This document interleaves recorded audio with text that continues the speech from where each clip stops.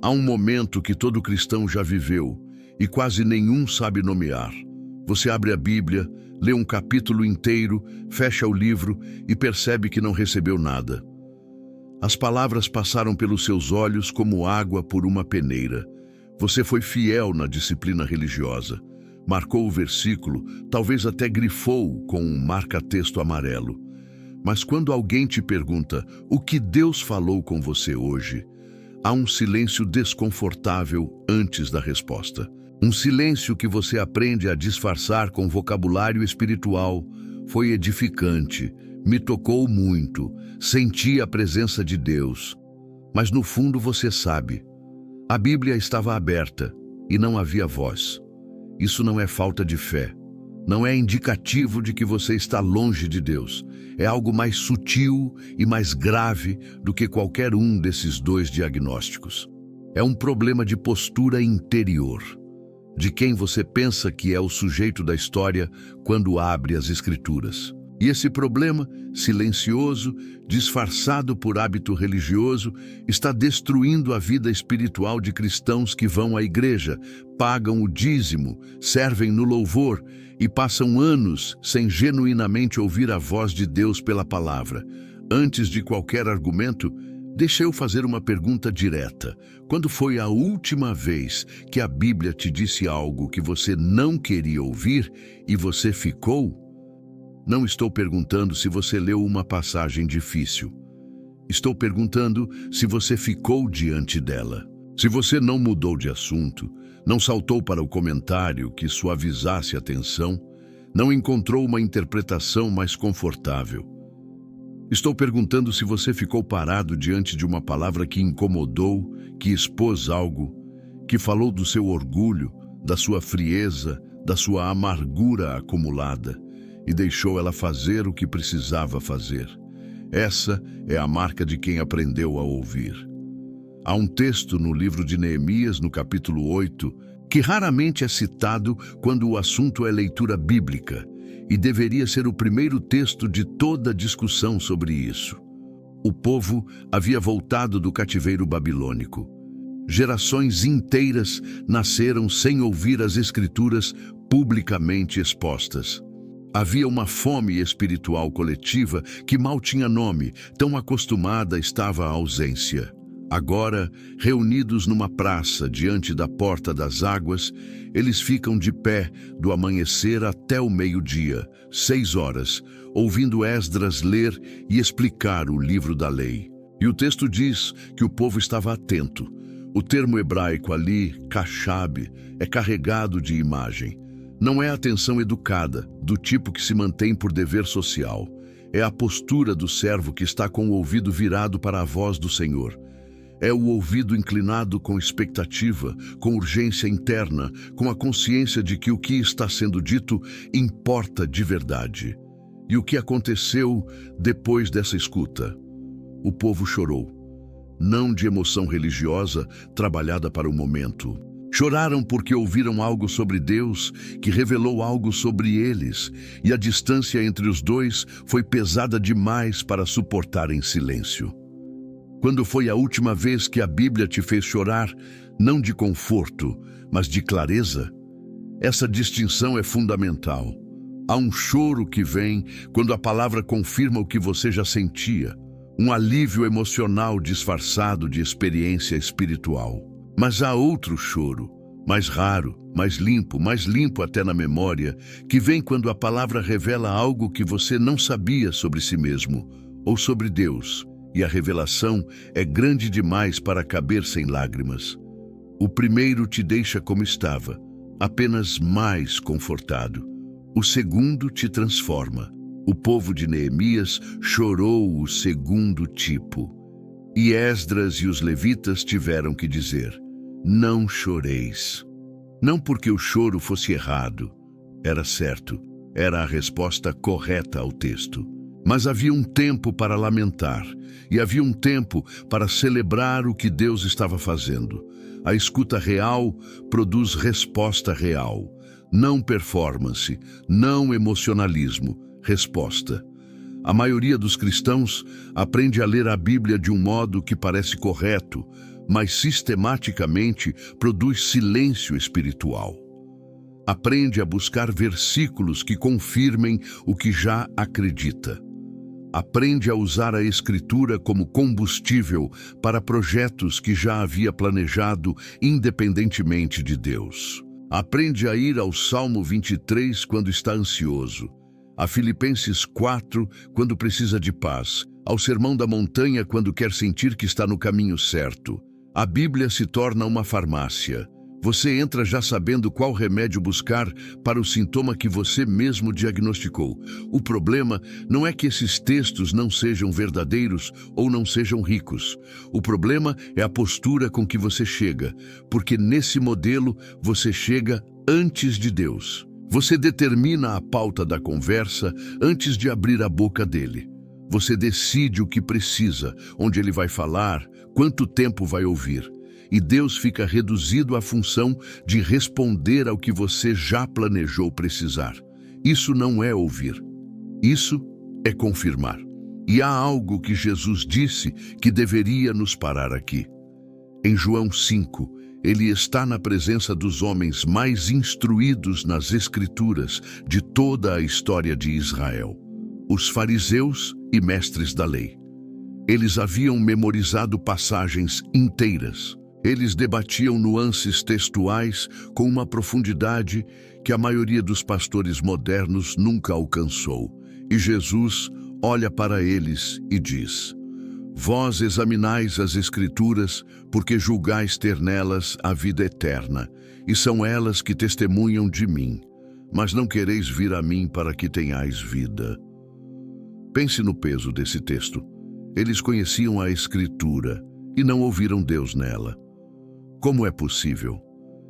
É possível porque examinar e ouvir são posturas radicalmente diferentes. Examinar é manter o controle do texto. Você observa, analisa, classifica, conclui. O texto fica abaixo de você na relação. Você é o juiz, ele é o material julgado. Ouvir é o oposto. Você abre mão do controle. Você coloca o texto acima de você e permite que ele te examine, te analise, te classifique, te confronte. A direção da autoridade muda completamente. Os fariseus eram examinadores magistrais, mas recusavam ser examinados. E você? Quando você abre a Bíblia, quem está examinando quem? Há uma narrativa no primeiro livro de Samuel que é a descrição mais precisa do aprendizado de ouvir a Deus que existe nas Escrituras. Samuel é jovem, ele serve no templo sob Eli, o sacerdote velho e já quase cego. E numa noite ele ouve uma voz chamando seu nome, corre até Eli, supondo que era o ancião. Eli nega e manda o menino dormir. A voz chama de novo. Samuel vai de novo até Eli. Terceira vez, o texto revela que Eli finalmente entendeu que era o Senhor quem chamava o menino. E então Eli ensina: vai deitar-te, e se ele te chamar, dirás: fala, Senhor, porque o teu servo ouve. Há um detalhe que a leitura apressada sempre perde. O texto diz explicitamente que Samuel ainda não conhecia o Senhor e a palavra do Senhor ainda não lhe havia sido revelada. Não era indiferença, não era rebeldia, era inexperiência espiritual. E Deus sabia disso. Samuel estava no lugar certo, fazendo a coisa certa, com o coração disponível.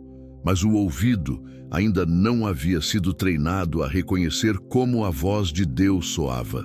Esse é exatamente o diagnóstico da maioria dos cristãos que leem a Bíblia fielmente sem ouvir nada genuíno nela.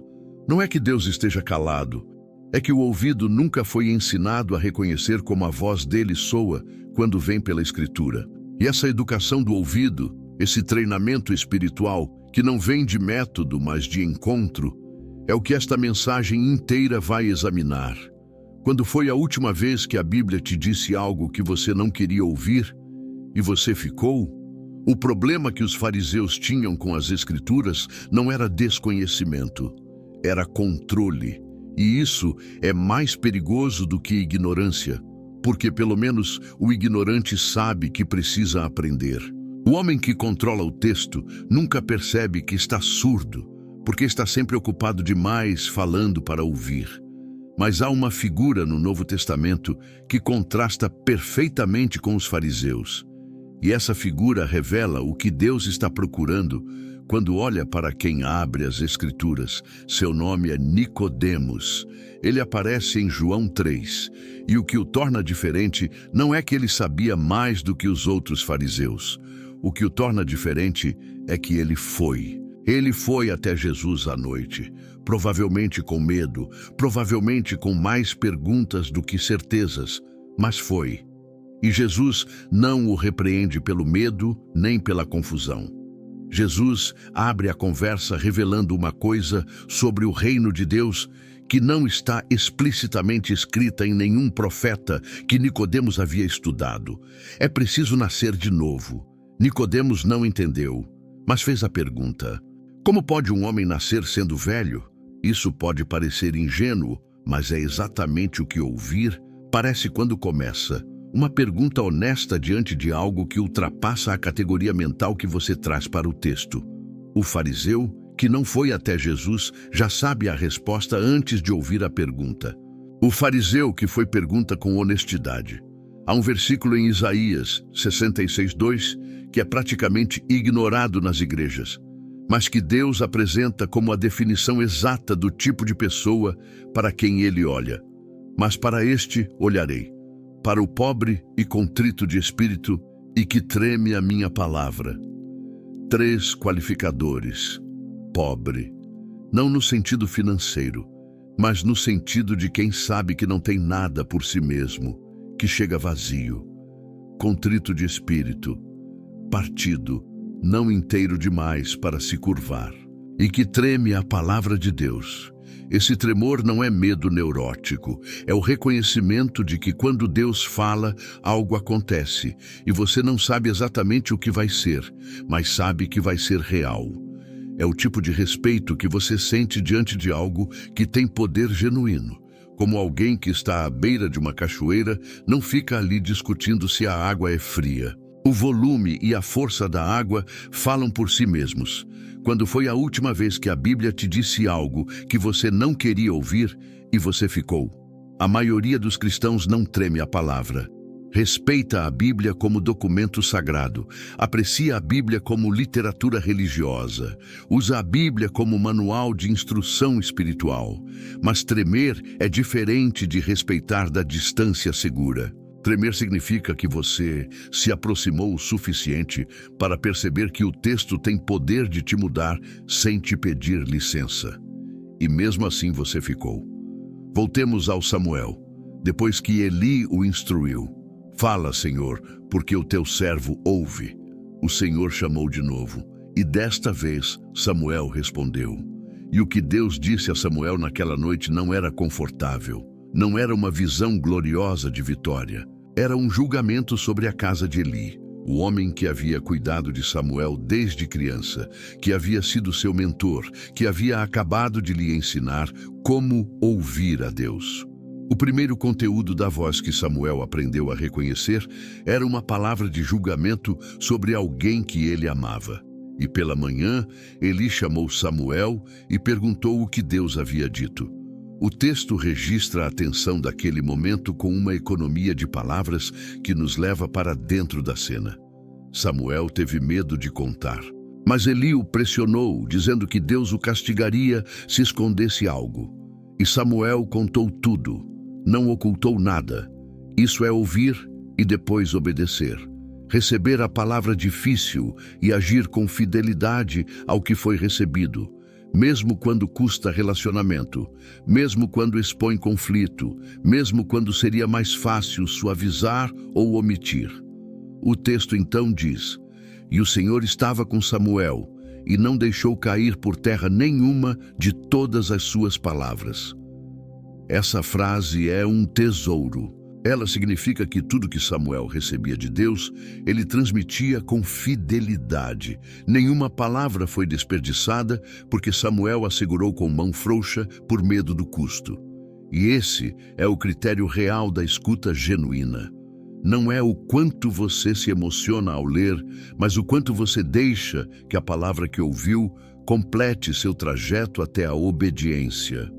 Há uma tendência no evangelicalismo moderno de valorizar o sentimento durante a leitura bíblica como evidência de que Deus falou. Se você sentiu algo, um calor, uma paz, uma confirmação interior, então Deus falou. Se não sentiu nada, então foi uma leitura seca, sem presença. Mas o sentimento não é o critério das Escrituras. As Escrituras não falam dos que sentiram a voz de Deus.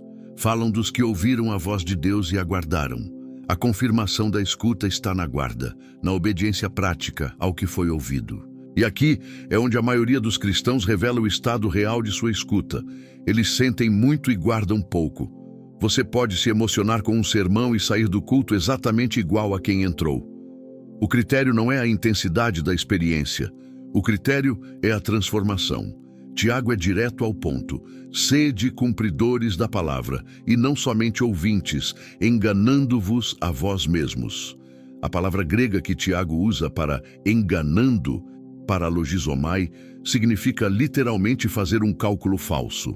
Como se você olhasse para seu extrato bancário, contasse o saldo como se fosse maior do que é e começasse a gastar com base em números que não correspondem à realidade. A ilusão espiritual do cristão que ouve sem guardar é exatamente essa. Ele pensa que está crescendo, acumulando, avançando, mas o cálculo é falso. E como Tiago descreve esse cristão? Como alguém que olha no espelho e depois vai embora e esquece imediatamente como é. A palavra é o espelho. A leitura é o olhar. Mas ir embora igual, sem que nada mude no rosto, no coração, no comportamento, é o sinal de que você olhou sem ver. O contrário disso não é ler mais. É ler de um jeito diferente, com um ouvido diferente, com uma pergunta diferente na entrada. Não o que eu vou tirar disso hoje, mas o que isso revela sobre quem Deus é e quem eu sou diante dele. Essa mudança de pergunta muda tudo, porque quando você entra na Bíblia buscando benefícios, você transforma o texto numa vaca leiteira espiritual. Você suga o que quer e vai embora.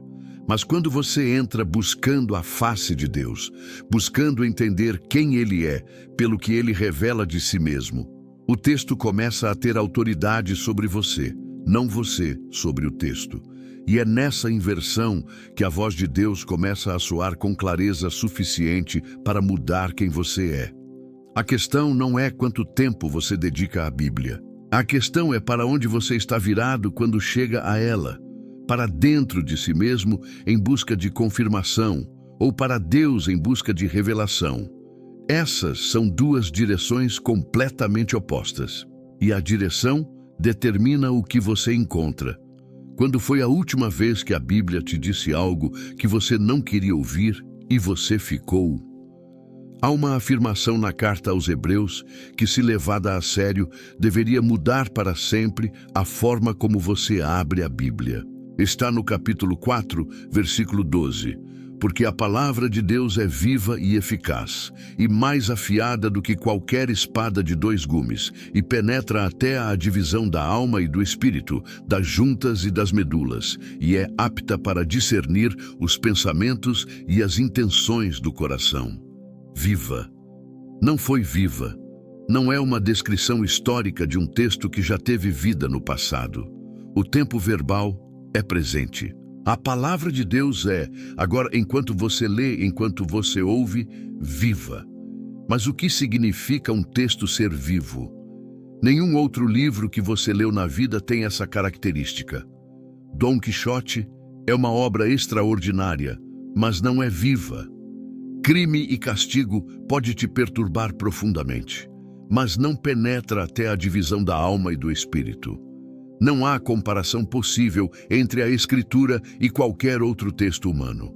E essa distinção não é apenas teológica, ela é prática e muda radicalmente o que você deve esperar quando abre a Bíblia. Um livro vivo não se comporta como um livro morto. Você pode ler um livro morto no mesmo estado em que estava quando começou. Você pode discordar, concordar, se distrair, voltar e o livro não te afetou nada além do que você decidiu se deixar ser afetado. Com um livro vivo, essa autonomia desaparece. Algo acontece no nível mais profundo do ser, no que o autor de Hebreus chama de pensamentos e intenções do coração, que está além do seu controle voluntário. Isso é simultaneamente a coisa mais libertadora e a mais assustadora sobre ler a Bíblia com abertura real. Paulo explica em 1 Coríntios 2 o mecanismo espiritual por trás disso. Ele diz que as coisas profundas de Deus não podem ser conhecidas pelo homem natural. Não é uma questão de inteligência, não é falta de capacidade cognitiva. É uma questão de natureza. O homem natural não aceita as coisas do Espírito de Deus, porque lhe parecem loucura, e não pode entendê-las, porque se discernem espiritualmente. E então, Paulo introduz o agente que torna possível a audição, o Espírito de Deus. Mas Deus nos revelou pelo Espírito, porque o Espírito penetra todas as coisas, até as profundezas de Deus. Isso significa que toda vez que a Escritura faz sentido num nível mais fundo do que a compreensão intelectual, quando um texto não apenas informa sua mente, mas muda algo na sua percepção de Deus, de você mesmo, da realidade, isso é obra do Espírito. Não é você sendo perspicaz, não é resultado do quanto você estudou. É o Espírito de Deus, iluminando o texto que o mesmo Espírito inspirou. 2 Timóteo 3,16 é o texto mais citado sobre a inspiração das Escrituras. Toda a Escritura é inspirada por Deus e útil para ensinar, para repreender, para corrigir, para instruir em justiça. A palavra grega para inspirada, theopneustos, significa literalmente inspirada por Deus. Como se cada palavra carregasse o hálito do próprio Deus. E aqui está a implicação que raramente é desenvolvida. Se a Escritura carrega o hálito de Deus, então ler a Escritura é estar em contato com o hálito de Deus, não metaforicamente, não de modo simbólico apenas, de um modo que o próprio texto descreve como penetrante, discernidor, vivo. Você está lendo algo que Deus expirou, e o Espírito que expirou pode reacender a chama no leitor que se abre para isso.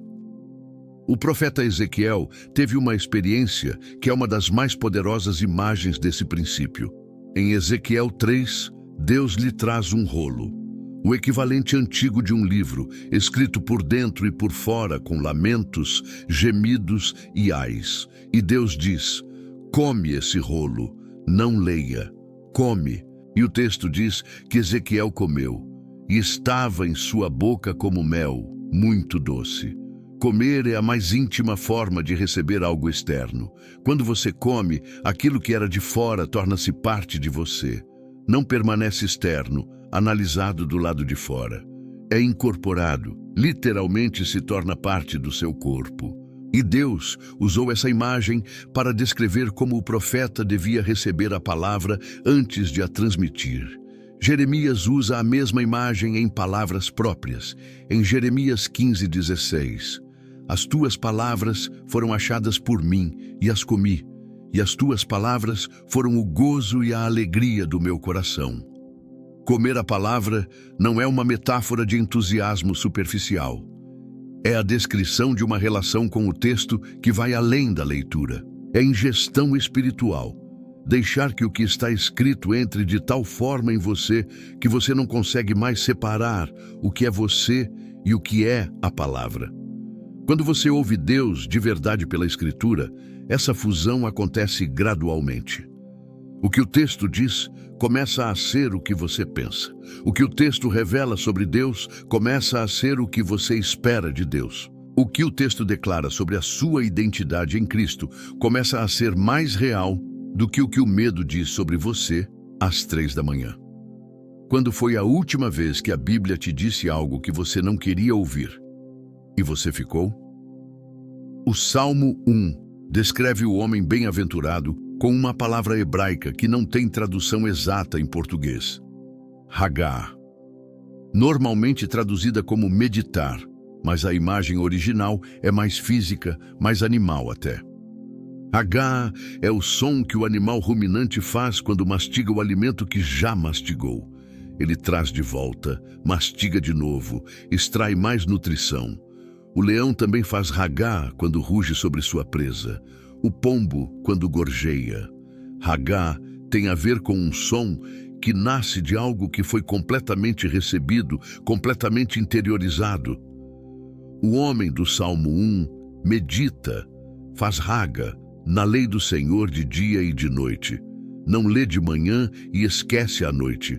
O texto que ele recebeu de manhã continua sendo processado ao longo do dia, na mesa de trabalho, no trânsito, nos intervalos de silêncio, antes de dormir. É uma digestão contínua. E o resultado? Será como árvore plantada junto a correntes de águas que dá o seu fruto na estação própria. Não é uma árvore que cresce rápido sob chuva artificial. É uma árvore com raízes que chegam até a água corrente, alimentada por uma fonte que não seca na estiagem. Você quer ser essa árvore, mas nenhuma técnica de leitura bíblica vai te enraizar assim. O que te enraiza é a disposição de mastigar o que recebeu, de voltar ao texto, de deixar que o Espírito que o inspirou continue iluminando camadas que a primeira leitura não alcançou. A palavra de Deus não esgota. O texto de Isaías 55, 10, 11 afirma isso com a autoridade de um decreto. Porque assim como a chuva e a neve descem do céu e não tornam para lá sem que reguem a terra e a façam produzir e brotar, assim será a minha palavra que sair da minha boca. Não voltará para mim vazia, mas efetuará o que eu quero e prosperará naquilo para que a enviei. A palavra de Deus tem uma missão. Ela foi enviada com um propósito específico. Não o propósito que você determinou para ela, mas o que Deus determinou antes de você sequer abrir o livro. E ela vai cumprir esse propósito. A questão não é se ela vai fazer algo. A questão é se você vai estar presente quando ela fizer. No deserto do Sinai, há um monte que guarda 2 silêncios. O primeiro silêncio é o de Moisés, 40 dias sozinho, recebendo a lei. O segundo é mais obscuro, menos celebrado e talvez mais necessário para esta mensagem. O silêncio de Elias, um homem que havia acabado de presenciar o fogo de Deus descer do céu e consumir o holocausto no Carmelo, e que, poucos dias depois, estava refugiado numa caverna naquele mesmo monte, querendo morrer. 1 Reis 19 é o capítulo do fracasso de Elias após a vitória. A profetisa Jezabel enviou uma ameaça. E o homem que havia orado para que não chovesse por 3 anos e meio, o homem que havia confrontado 450 profetas de Baal sozinho, esse homem fugiu para o deserto, sentou debaixo de uma árvore e disse: "Já é suficiente, tira-me a vida, Senhor." Deus não respondeu ao pedido, mas enviou um anjo 2 vezes para trazer comida e água, sem sermão, sem repreensão, pão e jarro de água e o toque suave no ombro. "Levanta e come, porque o caminho é longo demais para as tuas forças." E então Elias viajou 40 dias e 40 noites até o monte Horebe, a montanha de Deus. E ali se enfiou numa caverna. E o Senhor perguntou: "Que fazes aqui, Elias?" Não era uma pergunta de condenação, era uma pergunta de localização espiritual. Onde você está? Não geograficamente. O Senhor sabia onde Elias estava, mas internamente. Em que lugar do coração você está quando se refugia numa caverna depois que a glória de Deus operou através de você? Elias respondeu com um sermão de si mesmo: "Tenho sido muito zeloso pelo Senhor, Deus dos exércitos, porque os filhos de Israel abandonaram a tua aliança, derrubaram os teus altares e mataram os teus profetas à espada, e só eu fiquei, e procuram tirar minha vida." Tudo verdade, e tudo distorcido pela exaustão e pelo medo. O zeloso não estava errado sobre os fatos, estava errado sobre si mesmo e sobre Deus. Havia reduzido a realidade à sua própria perspectiva. E a perspectiva de alguém que está exausto e com medo não é uma janela confiável para enxergar a realidade. Então, Deus faz algo extraordinário. Ele diz a Elias: sai e fica no monte perante o Senhor. E vem um vento violento, que fende as montanhas e despedaça as rochas. Depois, um terremoto. Depois, fogo. Mas o texto, com uma clareza devastadora, diz 3 vezes: o Senhor não estava no vento, o Senhor não estava no terremoto, o Senhor não estava no fogo. E depois do fogo, uma voz delgada e suave. A palavra hebraica usada para descrever essa voz, kol demamá daká, é literalmente voz de silêncio fino ou som de silêncio delicado. Não é exatamente silêncio. É algo que está na fronteira entre o som e o silêncio, tão suave que você precisaria estar completamente quieto para perceber que há ali uma voz. E quando Elias ouviu, cobriu o rosto com um manto e foi à entrada da caverna. Quando foi a última vez que a Bíblia te disse algo que você não queria ouvir e você ficou?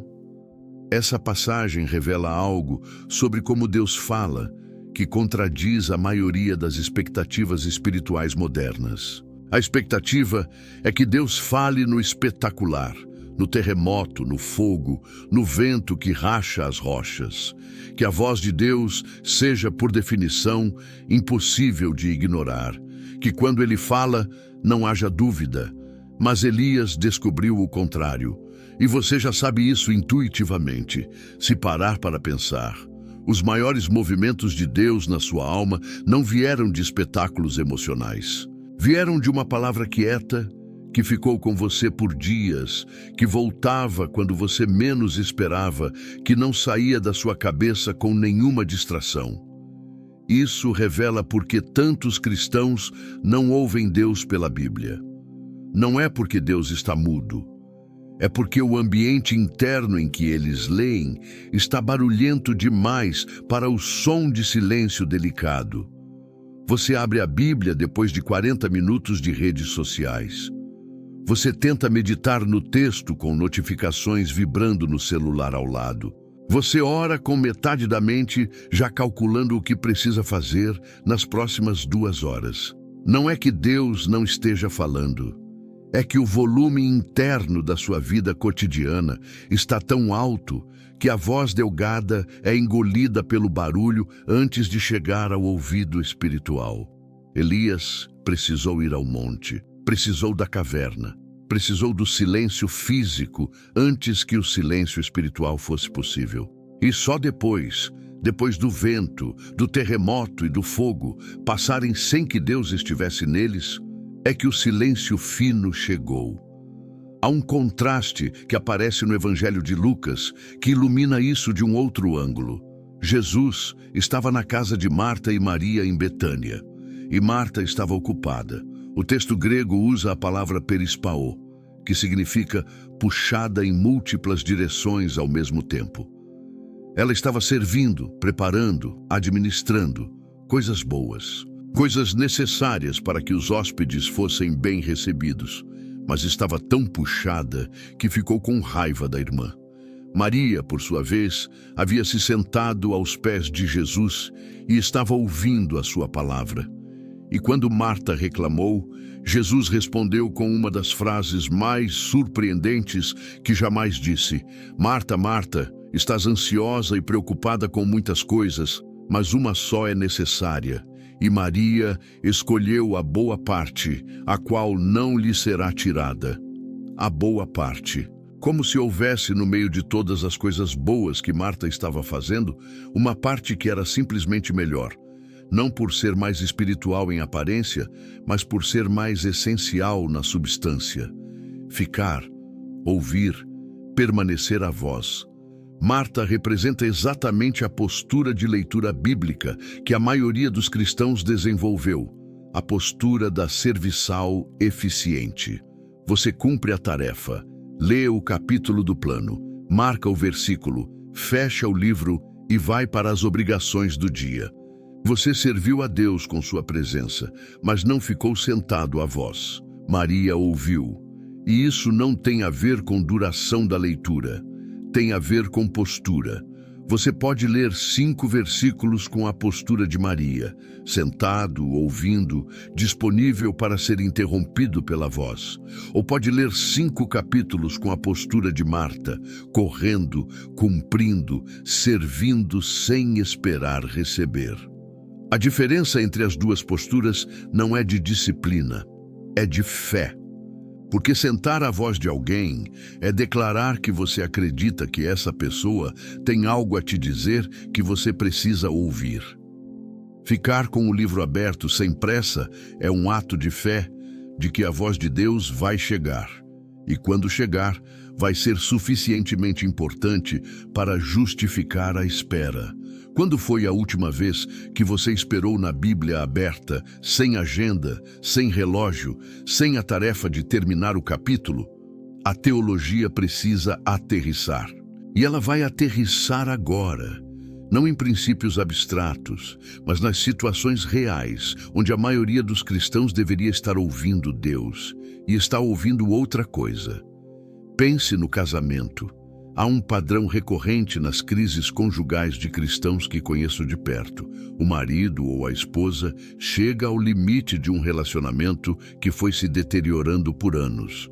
E nesse ponto crítico, eles abrem a Bíblia buscando confirmação para o que já decidiram.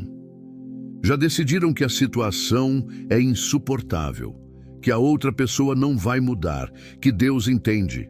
E então procuram os versículos que confirmem isso. Mas e se você chegasse à Bíblia antes de decidir? E se você abrisse Efésios 5 não para confirmar sua posição, mas para ser examinado por ela? O texto não fala primeiro para o cônjuge difícil. Fala para você, maridos. Amai vossas mulheres, como também Cristo amou a igreja. Mulheres, sede submissas a vossos próprios maridos. Essas não são afirmações sobre o que o outro deve fazer. São ordens para você. E ouvir Deus nesse texto significa deixá-lo examinar o que você tem feito, não o que o outro deveria estar fazendo. Isso não é moralismo, é revelação. A Bíblia revela que o maior obstáculo à restauração do seu casamento pode não ser a teimosia do outro. Pode ser a sua recusa de ser o primeiro a obedecer. A sua espera de que a mudança do cônjuge preceda a sua obediência ao texto. Quando você ouve Deus nessa ordem específica, ela te confronta antes de te confortar. E isso é o sinal de que você está ouvindo de verdade.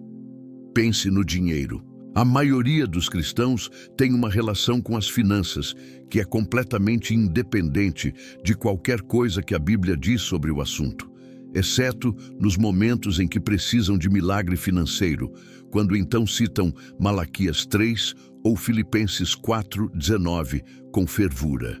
Mas ouvir Deus sobre o dinheiro significa deixar Lucas 12 examinar você. Jesus conta a parábola do rico que construiu celeiros maiores, que planejou, prosperou e morreu na noite da sua maior segurança. E a sentença de Jesus é: assim é o que entesouriza para si mesmo, e não é rico para com Deus. Ouvir esse texto significa sentar com ele e deixar que ele faça as perguntas. Para que você está acumulando? Para quem? O que você faria com esse dinheiro que te convenceria de que você é rico para com Deus? Essas perguntas não têm resposta fácil. E cristãos que leem a Bíblia para conforto nunca ficam tempo suficiente com elas para ouvir algo que incomode. Quando foi a última vez que a Bíblia te disse algo que você não queria ouvir e você ficou? Pense na raiva. Há uma tendência no evangelicalismo moderno de psicologizar a raiva, de tratá-la como uma emoção neutra que precisa de gerenciamento saudável. A Bíblia não nega que a raiva existe, mas a Escritura distingue entre a raiva que o Espírito pode usar e a raiva que a carne alimenta. Efésios 4:26 diz: irai-vos e não pequeis. A raiva em si não é o pecado, Mas o versículo seguinte não dá espaço para acomodação. Não deixeis que o sol se ponha sobre a vossa ira. Ouvir Deus nesse texto significa examinar a raiva que você está carregando. A raiva no seu coração contra alguém da sua família, do seu trabalho, da sua igreja, que já ultrapassou a quantidade de pores do sol que o texto permite. Se você deixar essa pergunta descansar sobre você por um momento, não como acusação, mas como exposição, o que você descobre? A maioria das pessoas sabe a resposta.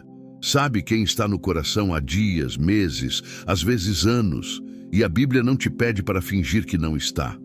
Te pede para não deixar que fique. A diferença entre esses dois pedidos é toda a diferença entre religião e comunhão. Pense nas redes sociais e no conteúdo que você consome. Filipenses 4:8 é um versículo que a maioria dos cristãos conhece de memória. Tudo o que é verdadeiro, tudo o que é honesto, tudo o que é justo, tudo o que é puro, tudo o que é amável, tudo o que é de boa fama, nisso pensai.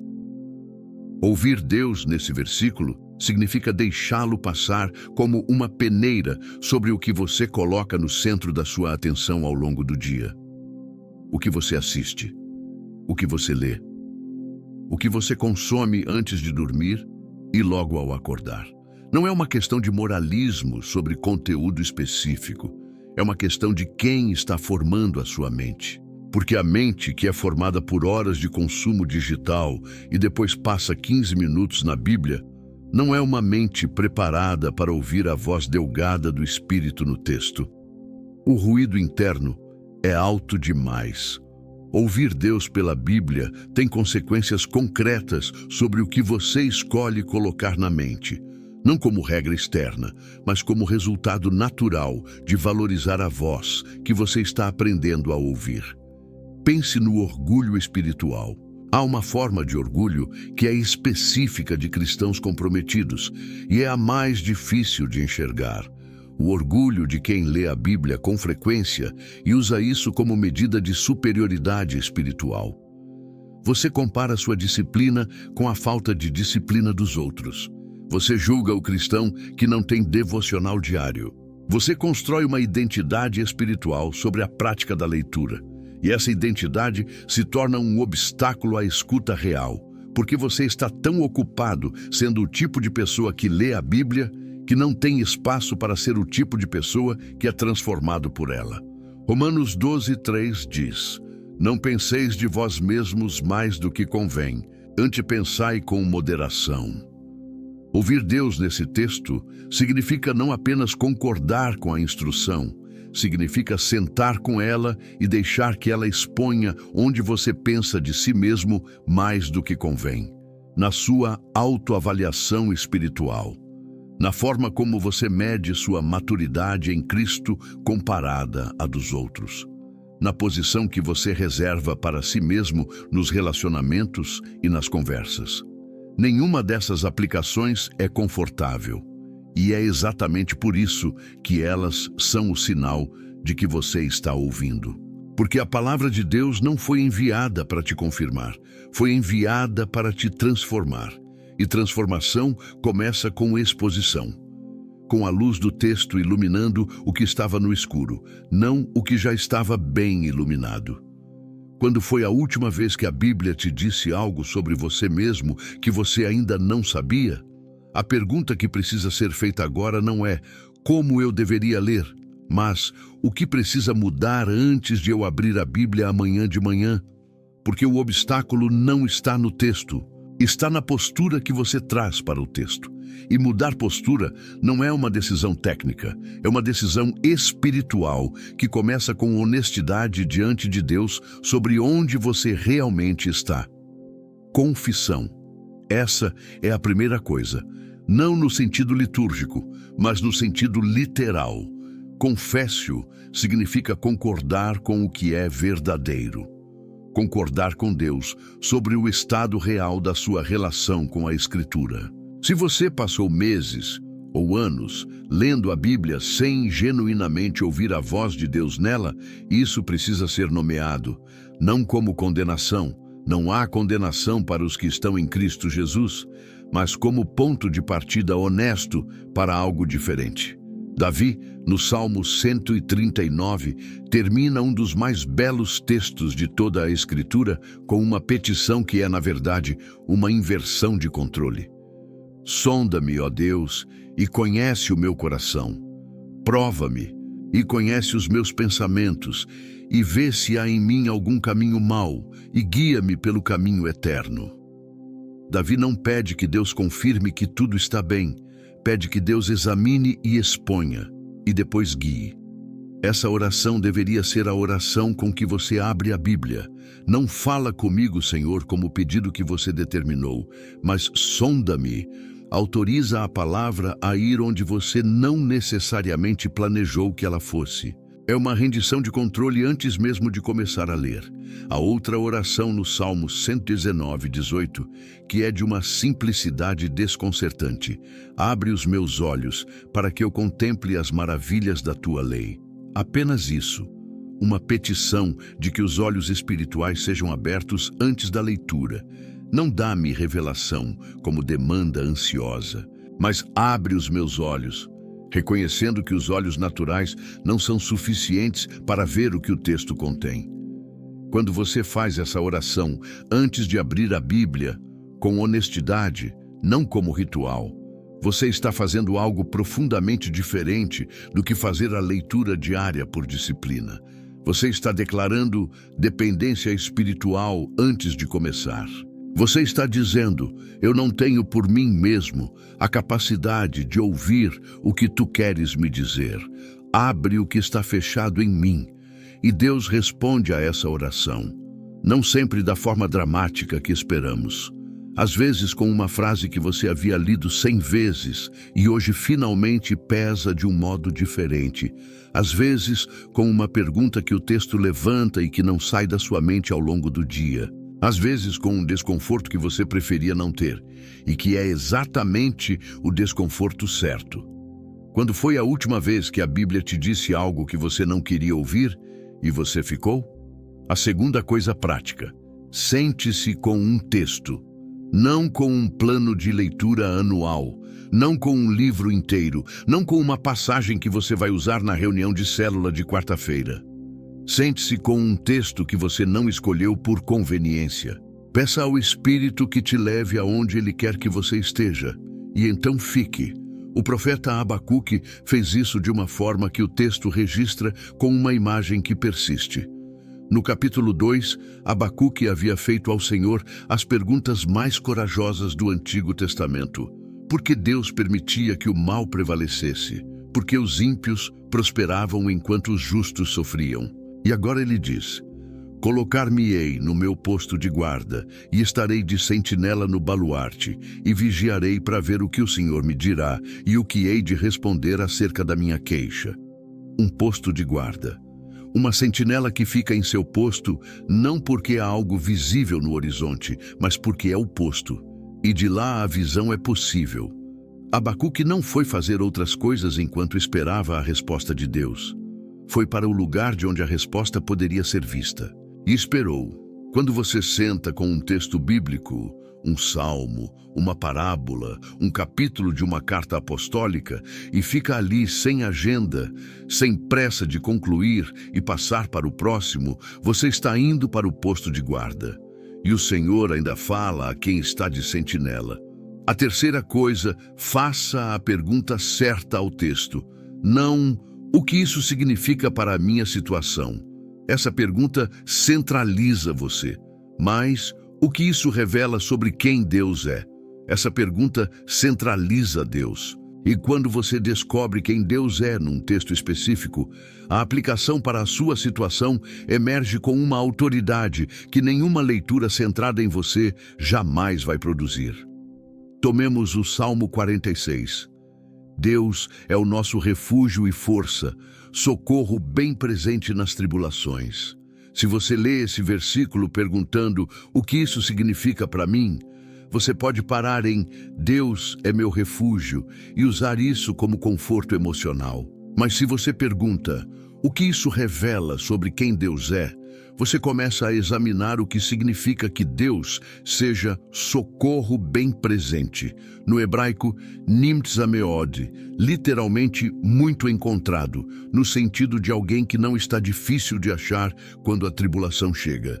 E isso muda o que você pede quando ora, muda o quanto você se agita quando a situação não resolve no prazo que você determinou. Ouvir Deus pela Bíblia não produz apenas conforto, produz conhecimento de Deus. E esse conhecimento, sólido, enraizado, testado, é o que sustenta a fé quando o conforto emocional desaparece. A quarta coisa, obedeça ao que você já ouviu antes de pedir que Deus fale mais. Samuel não ficou esperando a próxima visão enquanto ignorava a primeira. Ele foi até Eli de manhã e contou tudo, e o Senhor continuou falando com ele. Há uma lógica espiritual na obediência que a maioria dos cristãos inverte. Eles querem ouvir mais de Deus, enquanto negligenciam o que Deus já disse. João 14:21. Aquele que tem os meus mandamentos e os guarda, esse é o que me ama. E aquele que me ama será amado de meu Pai, e eu o amarei, e me manifestarei a ele. Manifestarei. A autorrevelação de Cristo está condicionada, não arbitrariamente, mas naturalmente, à guarda do que já foi dito. Porque guardar é a prova de que você ouviu de verdade. E quem ouviu de verdade recebe mais. Isso não é lei.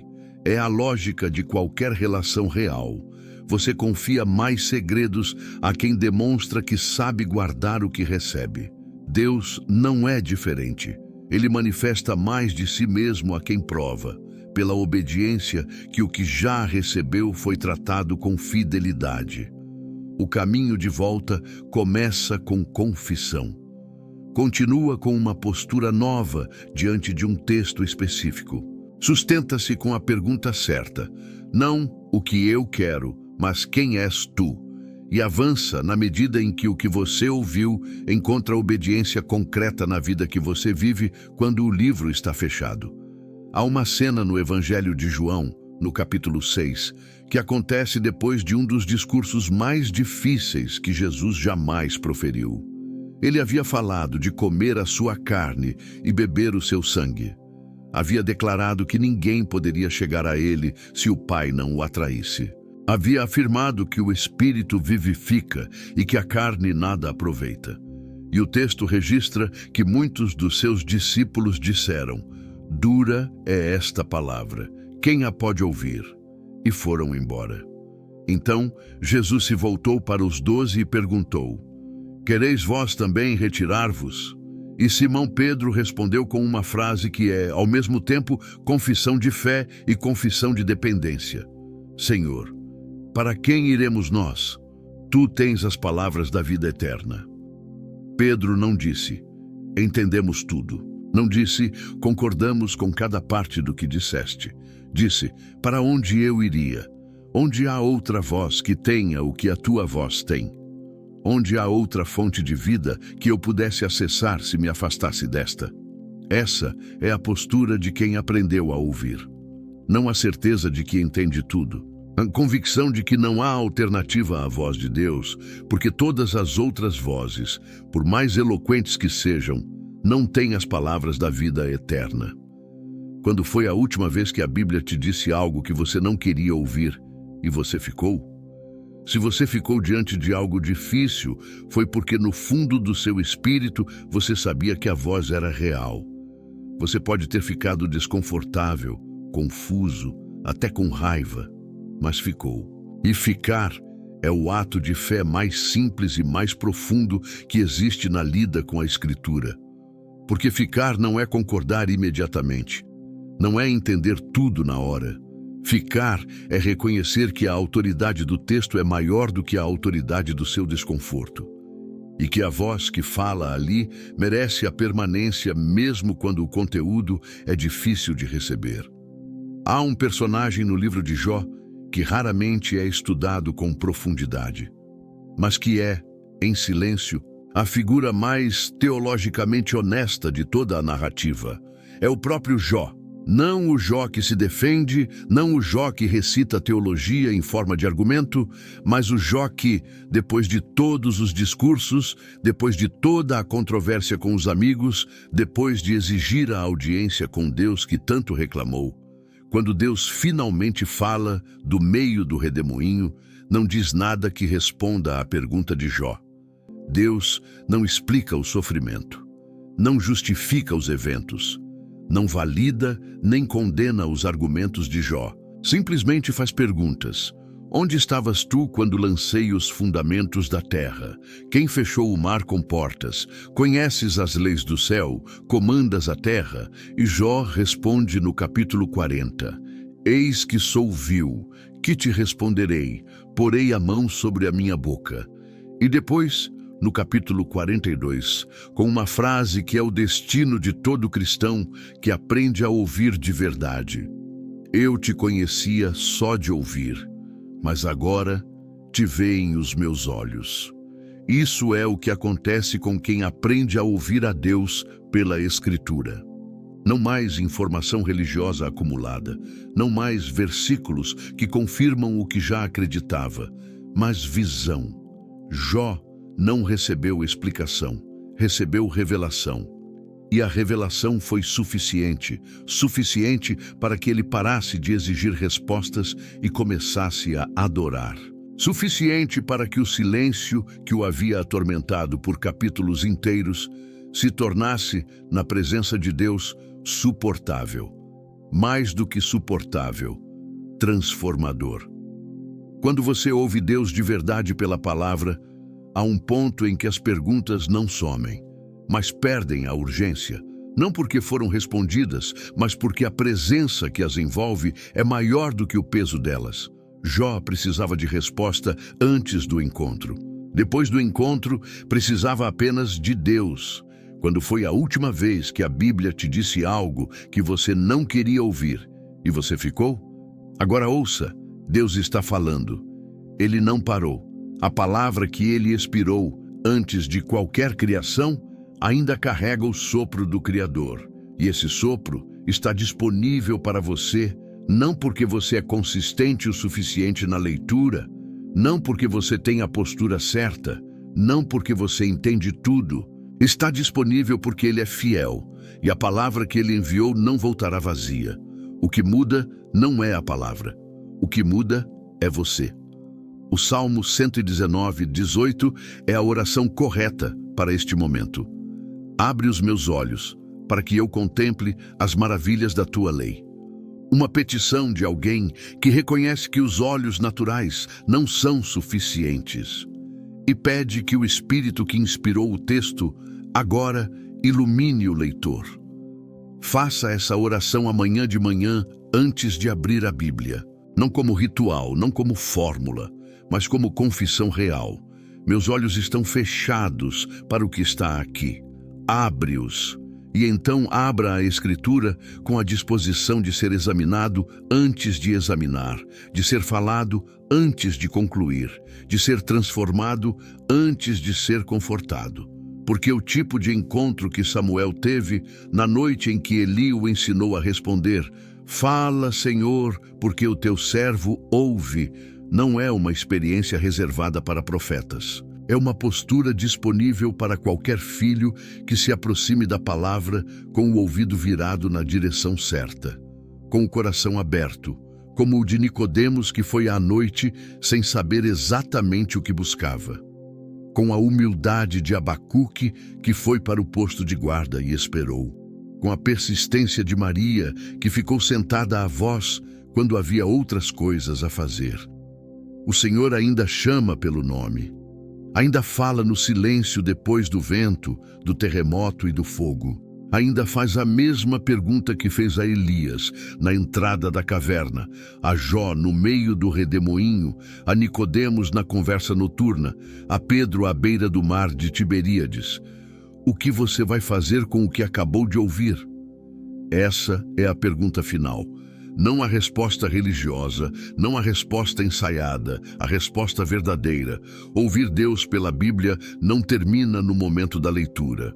Termina ou melhor, começa de verdade, no momento em que você fecha o livro e entra no dia com a voz ainda ecoando dentro de você. Quando a palavra que recebeu de manhã ainda está sendo processada ao entardecer. Quando o texto que te confrontou na terça-feira te acompanha até o domingo. Quando aquilo que não quiseste ouvir e você ficou, começa finalmente a fazer o trabalho que só a palavra de Deus pode fazer, te transformar à imagem de Cristo. Devagar, profundamente com raiz. Essa é a promessa que está no centro de tudo. Não a promessa de que a leitura da Bíblia vai resolver seus problemas, mas a promessa do próprio Deus, registrada em Isaías 55:11, que a sua palavra não voltará para mim vazia, mas efetuará o que eu quero e prosperará naquilo para que a enviei. Ela já foi enviada, já está em suas mãos, e ela está falando. A questão nunca foi o volume da voz, a questão sempre foi a postura do ouvinte. Fala, Senhor, porque o teu servo ouve.